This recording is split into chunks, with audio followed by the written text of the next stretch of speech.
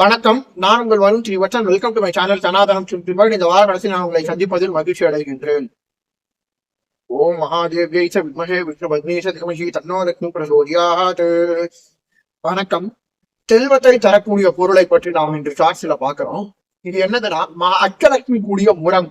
Okay, இந்த முரம்ன்றது என்னதுன்னா தன தானிய ஐஸ்வர்ய விருத்தியை தரக்கூடிய முரம். இது ஐம்பொன்னால செய்யப்பட்டதுங்க. பஞ்சலோகம், ஐம்பொன்னா பஞ்சலோகம்ங்க. பஞ்சலோகத்தினால செய்யப்பட்ட இந்த முரம்.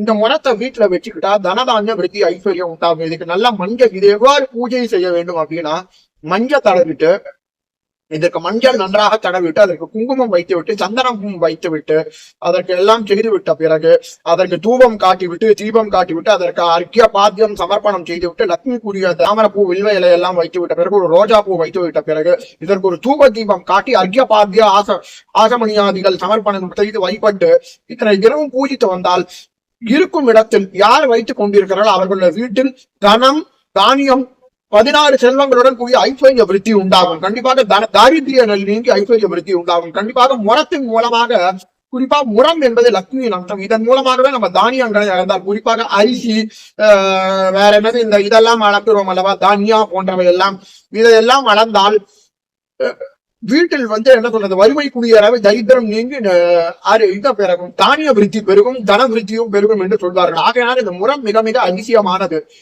அதிசயமான முறம். இதனை நீங்கள் வைத்து பூஜை செய்தால் மிகவும் விசேஷம். இதனை வேண்டுபவர்களுக்கு அடியேன் பூஜை செய்து கொடுக்க தயாராக உள்ளார். இதனை வேண்டுபவர்கள் அடியேனிடம் தொடர்பு கொள்ளலாம். நன்றி, வணக்கம்.